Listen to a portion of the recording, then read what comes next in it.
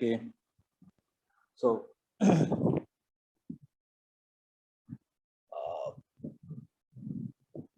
good morning, all of you. So last day we have discussed this underlay or that layer issues, the cross layer issues or the security threats that is present in cognitive radio network. So let's move to the another interesting features of cognitive radio, which is also known as the localization. Okay, so apart from the sensing or the spectrum sensing or the allocation or the power optimization or the security enhancement protocol, this is the another interesting fact, and this is also related with the interference factors only. Okay, so normally the cognitive radio users or the secondary users are allowed to access licensed spectrum or the unlicensed spectrum opportunistically without causing any harmful interference to the primary user. Okay, so though this opportunity is present or this feature exists with the cognitive radio users or the secondary users, so the knowledge about the location coordinates of any primary user is required to ensure the effective use of the license spectrum.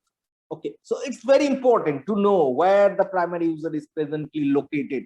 So therefore this hence the localization of the primary users must be rapid and accurate enough for the successful operation of any cognitive radio network. So it may be the underlay network, or it may be the overlay network, or interwave cognitive radio network. So for any kind of radio network, this localization plays a very critical role, because with the help of this localization only we'll be able to know the accurate position or the present coordinate of that the licensed user or the primary user. Okay, so maybe in case of interwave cognitive radio user, this localization doesn't play that critical role, or because in the interwave always we looks for the white space or the free spectrum.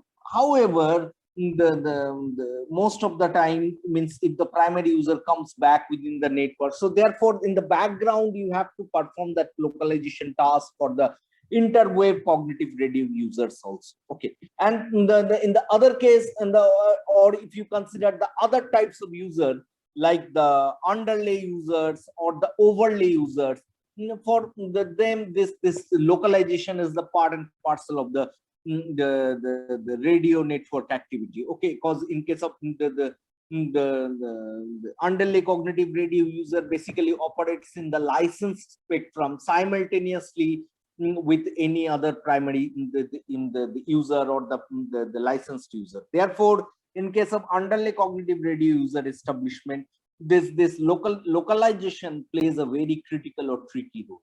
And in case of overlay network or the overlay users, if they want to establish communication or the connection with the licensed user or primary user, they have to identify the accurate position of that particular primary user within that coverage area or within the network of that particular overlay user. Okay, so from that point of view also, this localization must be rapid and accurate enough for the successful operation of any kind of cognitive radio.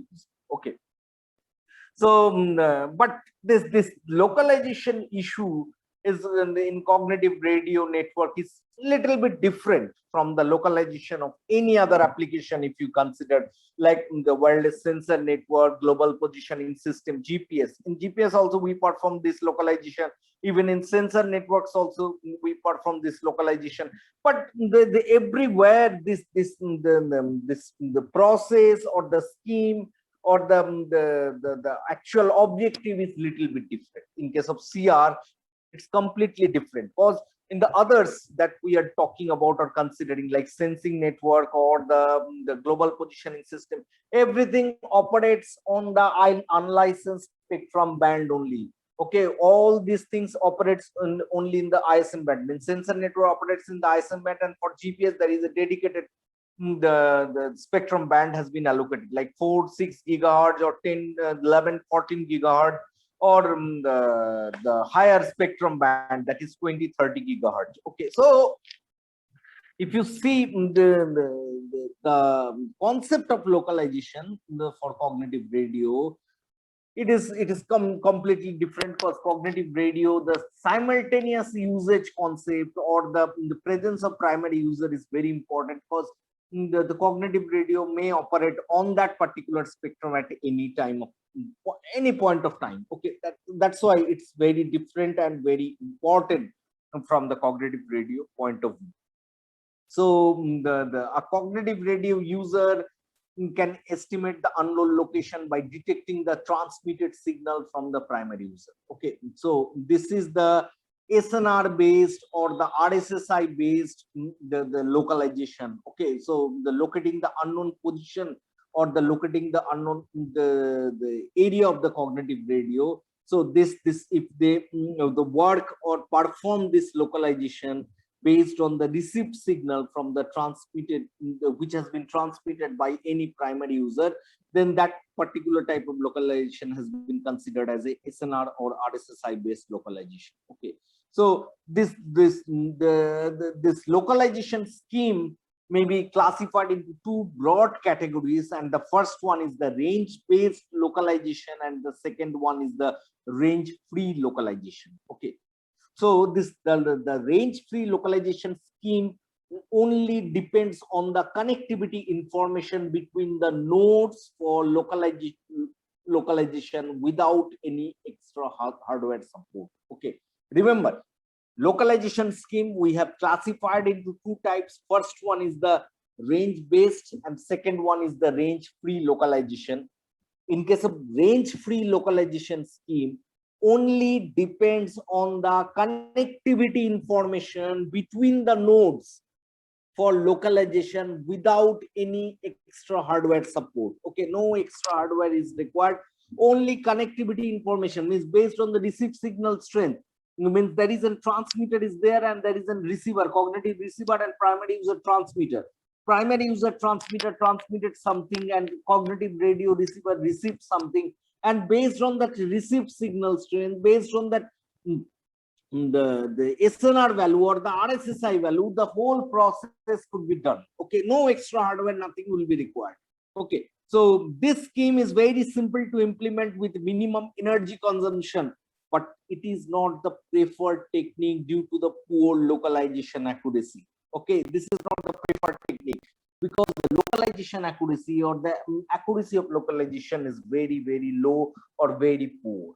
On the other hand, if you consider the range-based scheme, which is depends on the measurement of distance or angle between the nodes to determine the location of the unknown node with better accuracy as compared to the range-free scheme. Okay, so in case of range-based scheme, what is happening? The distance measurement is there. The concept of distance measurement or concept of angle measurement between the two nodes is present over there. Okay, so based on this distance measurement, based on this angle measurement between the two nodes, location of that unknown node has been determined, and with the location estimation or the location calculation is more accurate if you compare with the range free technique. Okay, so in this scheme, this distance or angle is measured by various techniques like received signal strength indicator or the angle of arrival, time of arrival, time of the time difference of arrival. Okay, so this is basically known as the AOA, angle of arrival basically known as the AOA, time difference of arrival basically known as the TDOA, or time of arrival basically known as the TOA. Okay, so these are the basic techniques based on which we can perform this localization. The scheme or the localization scheme can be executed, and apart from this, the RSSI based localization is quite popular. Okay, so among the various techniques which is available in range based technique like angle of arrival, time difference of arrival, time of arrival, among these 3 or 4 techniques which is available, the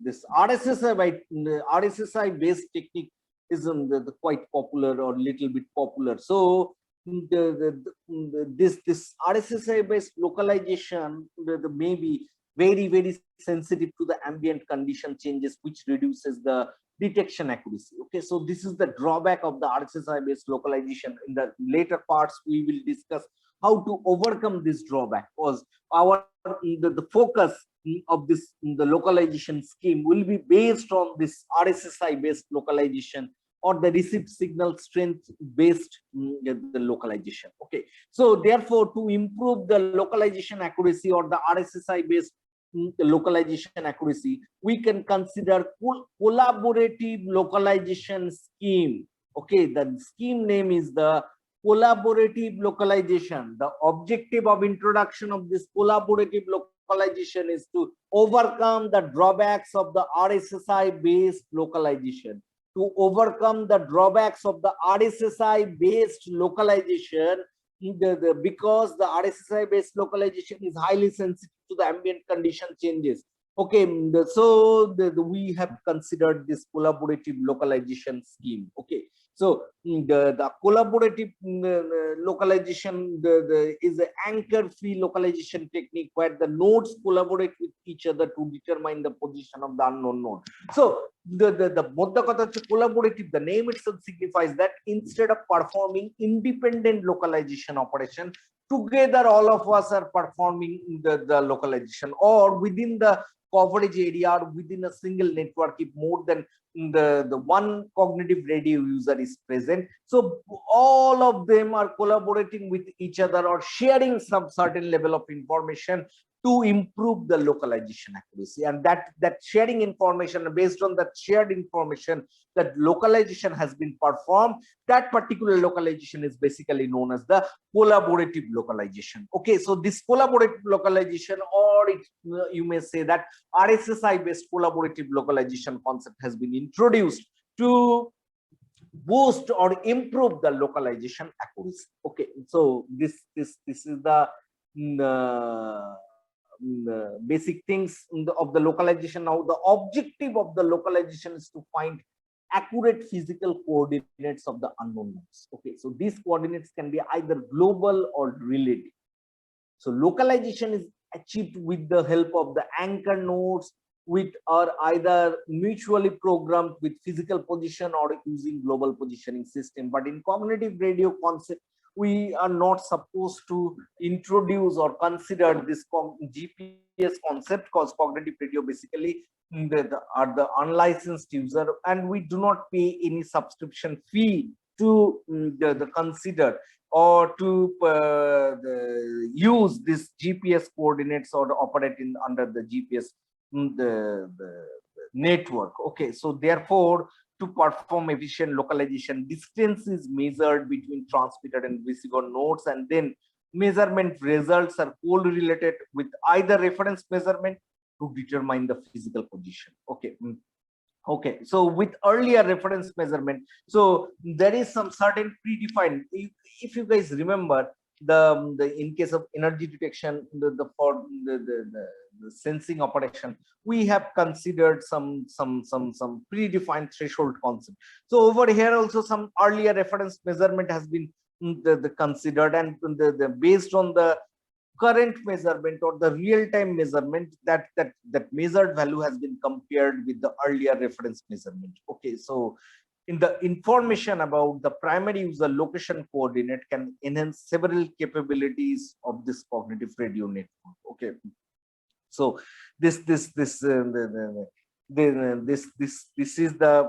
basic things of the cognitive radio over here. And after that, as you can see in the slide, there is some the previously discussed hypothesis has been proposed. Okay, so look, in this hypothesis, as you can see, the absence or presence of the primary user is determined with respect to received signal strength indicate. Okay, so the lambda threshold is basically known, or the lambda system over here. As you can see, this lambda system over here, this is nothing but the predefined threshold value and ESI is the real-time receipt signal strength, and HAHP basically signifies the presence and absence of the primary user. So as per this proposed or considered hypothesis, if the receipt signal strength or the real-time receipt signal strength is lesser than the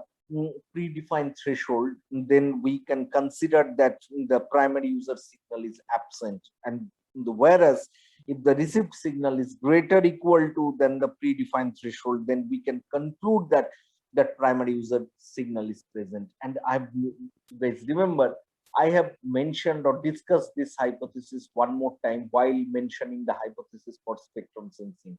And in that case, it was completely ulta.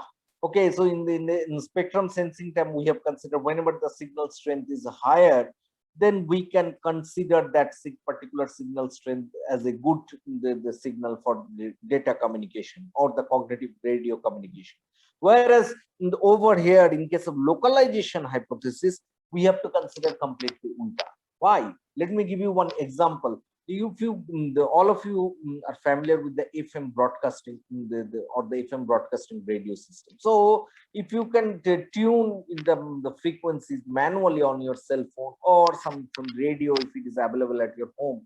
So if you tune it manually, what happens after certain period of time, if you set the broadcasted frequency, so you will receive proper the signal from that particular radio station. But if you change that frequency at some certain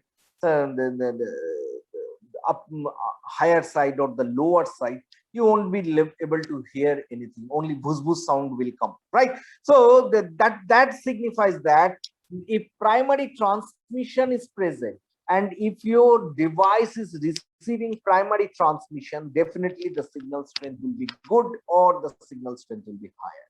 Okay, whereas when there is no primary transmission, only link noise is present. Okay, then you won't be able to hear the proper signal, or only that noise signal will appear at the receiver end. Okay, so from that point of view, or from the considering that particular concept, this particular hypothesis or the algorithm has been developed for localization scheme. Okay, so this now okay, next slide is the importance, why this localization is the importance, or the how it's going to affect the cognitive radio performance.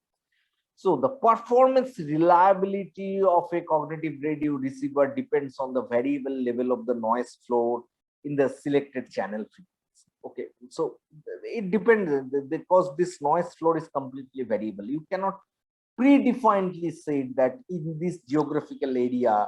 That is the major drawback of this learning based cognitive radio. Okay, so you can predict the occupancy or the vacancy of the spectrum, but you cannot predict the noise floor or the white noise floor in the same geography at the same particular time in the time frame. Okay, so it's a little bit difficult. So therefore, for successful cognitive radio operation, the secondary receiver has to decode the received signal even in the presence of noise. Okay, so the fundamental criterion for this correct decoding is to the power of the received signal must be higher by a given margin with respect to the noise floor. So that is nothing but the signal to noise ratio. So S value, S by S upon R, so S value must be higher than N.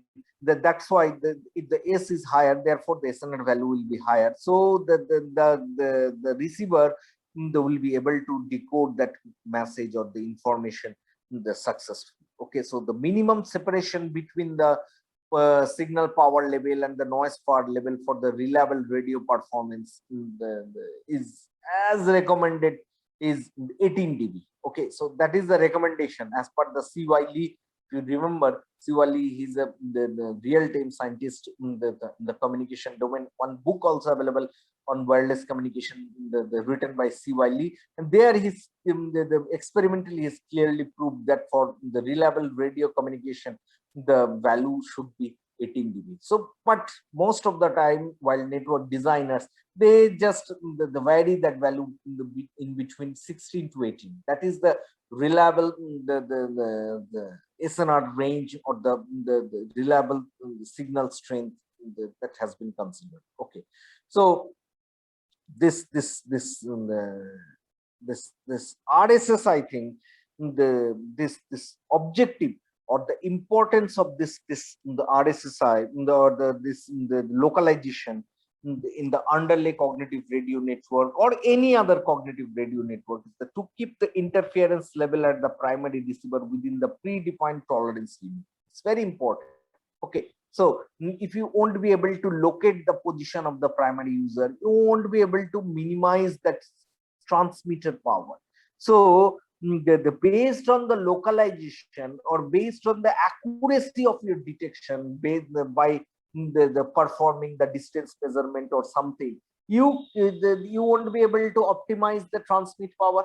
And if you won't be able to optimize the transmit power, the interference level at the primary receiver end will be the greater than the predefined threshold value. Therefore, to keep interference level at the primary receiver within the predefined tolerance limit, already I have mentioned that the power optimization is very important. But how you will be able to optimize the power, based on which parameter? There has to be some parameter, no, based on this localization, distance estimation, or the localization or accurate coordinate calculation of the primary user. Okay, so next point is the knowledge about the location coordinate of any primary user is required to ensure efficient use of the license spectrum. So it's almost similar. I'm just the divided things in a different way, because until and unless you are identifying the position of the primary user, you won't be able to use that particular license spectrum, right?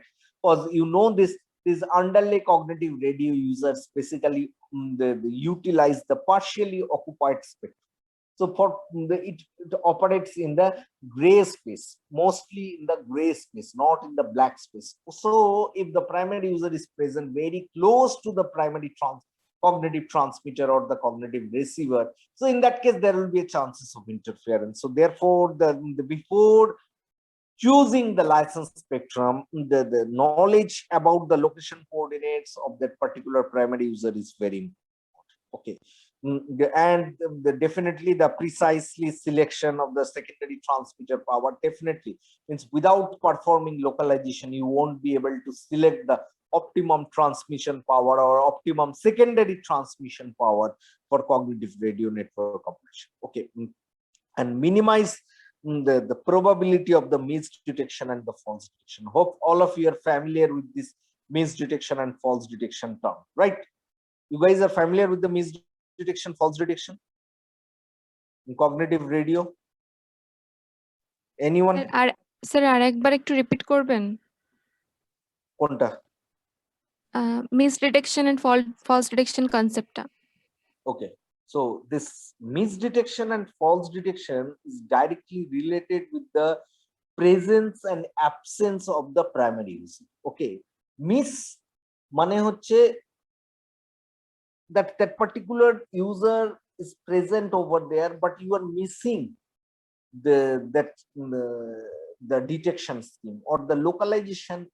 Due to the poor localization accuracy, you are missing the presence of that particular primary user. Okay, and in case of false detection, what is happening means the primary user is not present within that network, but you are falsely detecting that the primary user present. Okay, so this is the basic things, means the predefined threshold or the predefined system threshold is required to take about the decision or to take decision about the presence or absence of the adequate primary user signal. Okay, so the selection of the optimum threshold is very important to avoid this false detection and misdetection probability during the localization process. So false detection basically happens when cognitive radio user falsely detect the presence of primary user signal within the interference level. Okay, so on the other hand, if you the misdetection basically happens when the cognitive radio user takes a wrong decision about the absence of PU signal due to the interference on the same channel. Okay, So this misdetection and false detection is related with the localization, but misdetection, false detection, the most important critical thing is the predefined threshold value selection. Okay. Now, in cognitive the radio network, this threshold, predefined threshold, means you can select 17 dB, or you can select 18 dB, or you can select 16 dB. But the noise floor is very high in some cases, because that is completely unpredictable. You can predict the signal strength of the primary user or the position of the primary user. All those things you can predict based on the previous learning scheme, but you cannot predict the noise floor or the link noise, like white Gaussian noise or the different types of fading that occurs within the channel. Like you have studied in the last semester, flat fading, slow fading, or the relay fading, Ricean fading. So occurrence of these different types of fadings is completely unpredictable. So this noise floor is completely variable. Okay, so that therefore the predefined threshold selection definitely and critical issue, and to avoid this constraint, you should go for adaptive threshold selection depending on the noise floor. One more thing you must remember, you cannot measure the noise floor. Okay, so noise measurement, link noise measurement device not yet available. So in the communication domain, in the wireless communication domain, if you enter, you won't be able to determine the noise level of the signal. Okay, so only you can predict. You can predict something. So this is the signal strength. That was my previous signal strength. So let's assume that this much is different. So this much is noise is happening, or this much is the noise. Now, concept is predefined threshold উপর base করে misdetection, false detection হচ্ছে. So misdetection, false detection may be a part of the localization scheme, but to perform this localization scheme accurately, selection of the misdetection or the selection of the false detection is very important. Okay, so therefore what happened, we need to consider the adaptive threshold concept. Adaptive threshold is what? Adaptive threshold also a comparative factor, means the predefined threshold and adaptive threshold both is same, but adaptive threshold is not the fixed factor. Okay, every time this changes depending on the noise flow, depending on the geography. This system basically changes its threshold value.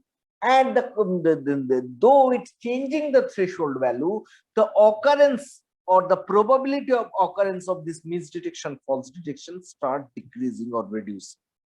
Let me give you one real-time example. So in the Park Street, if you think on Friday evening or Saturday evening, you can think about the crowd of the huge, lots of people going there. I'm not talking about nowadays, means in the earlier normal situation, when COVID was not there. So at that time, generally people used to visit on Friday or Saturday. Okay, mostly on Saturday. Now, in the Saturday evening, the noise floor in the Park Street will be very high. So in the Saturday evening, if you set a fixed 18 dB threshold in the Park Street region, therefore every time whenever the signals are coming, all the signals has been rejected because of the lower SNR value while comparing with the predefined threshold.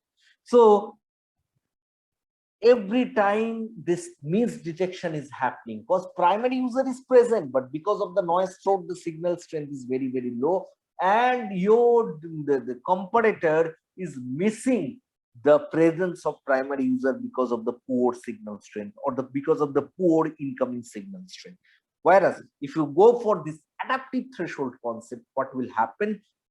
Every time you can switch from 18 dB to 16 dB or 15 dB depending on the incoming train. Means if you are receiving signal from the 10 minutes or from 15 minutes, and you are observing that the average signal strength is coming around 15.6 dB. So therefore, let's consider that 15.6 dB as an adaptive threshold. And if the signal strength is greater than that, let's accept that signal. And if the signal strength is less than that, then directly reject.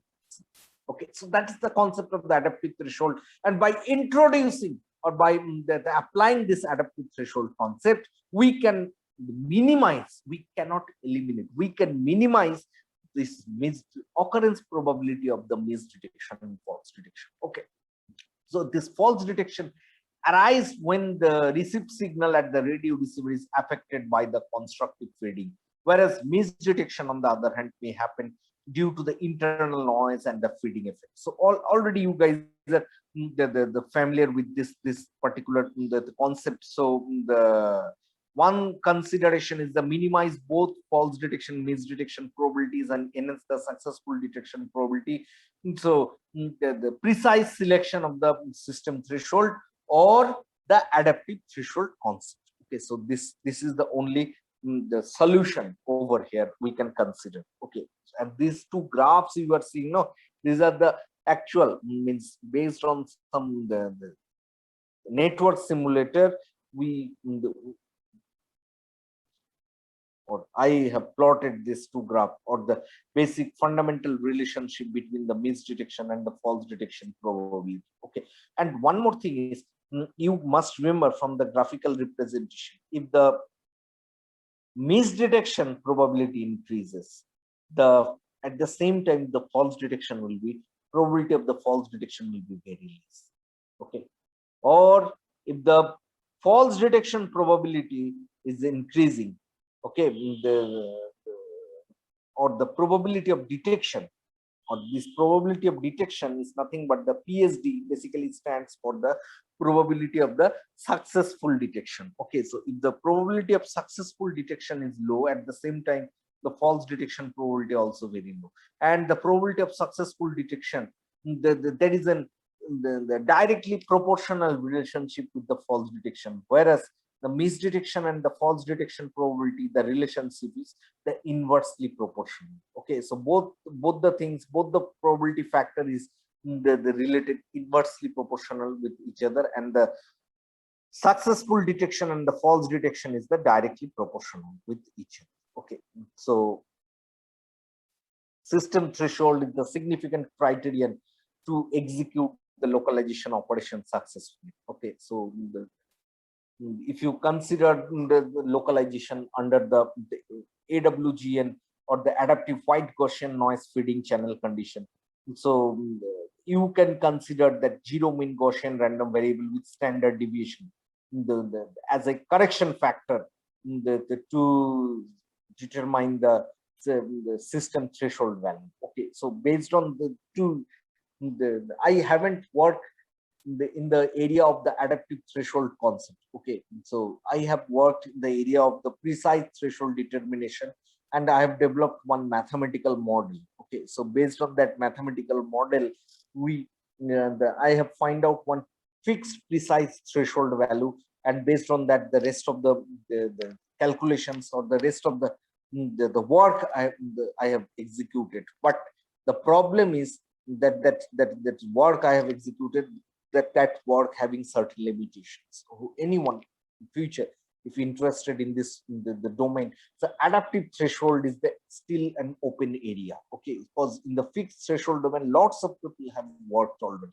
Okay, but the adaptive threshold is still a new area where you guys can focus on to perform any kind of any task. Okay, now let's move to the next part, and where we are trying to establish a relationship between the SNR and this RSSI. Okay, so the RSSI is what this RSSI is nothing but the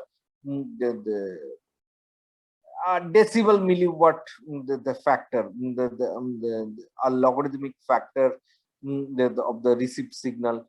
Okay, and the RSSI is the can be represented as the 10 times the logarithm of the ratio of the received signal and the reference. power or the receive signal power and the reference power. Okay, so what is this reference power? Reference power is the just the 1 meter distance from the detector node. You have to place one node, and from that node how much power has been received, that power has been considered that power has been considered as the reference power. Okay, with respect to that reference power, the receive power has been compared and determined the RSSI. Okay, so the reason behind considering this reference power is to get an idea over the link noise or the environmental noise. Okay, but the distance must be very less. It varies between 10 meter to 1 meter from the receiver node. Okay, so this equation can be further. You can simplify this equation with respect to the RSSI dBm into 10 log 10 PR. Cause means, let me write this stuff so that you guys can relate or understand something. So this is the fundamental equation, and further you can simplify this equation. RSSI equals to the 10 log 10 the 10 log basic 10 and equals to PR, because the receive power generally we assume that 1 milliwatt. Okay, so therefore we can ignore that receive power term over here. So in the radio receivers, the receive signal strength RSI gives a direct linear relationship with the SNR, and the equation can be written as SNR dB equals to K log 10 or log base 10 PR, and over here, and it is known as the receive power this then K has been considered as a constant or the factor. Okay, so to establish that direct or linear relationship between the SNR and this RSSI, we can write like this: SNR equals to the K log log base 10 PR. Okay, so over here this K basically a constant, okay, and or a factor. But let's focus on the slide over here. And over here, as per the Freeze equation, it is known that as per the Freeze equation, the receive power is inversely proportional to the square of the distance. Okay, so the between the transmitter and receiver antenna. So from that concept, we can write receive power is the proportional to the 1 upon d squared. So inversely proportional to the square of the distance. So if I simplify this equation with respect to RSSI, so this RSSI gives the direct measurement of the signal to noise ratio of the communication channel together with the signal power and the noise power. And in this equation, if you want to replace RSSI, because we know this RSSI dBm equal to 10 log 10 PR. So from that concept, from that point of view, you can easily substitute this PR thing with respect to RSSI, and we can write like this: RSSI dBm proportional to 10 log 10 1 upon d square. Okay, so this SNR also related with this, because already I have proved that SNR dB equals to K the SNR equals to K log 10 PR. Therefore, this the whole thing can be written as its SNR is proportional to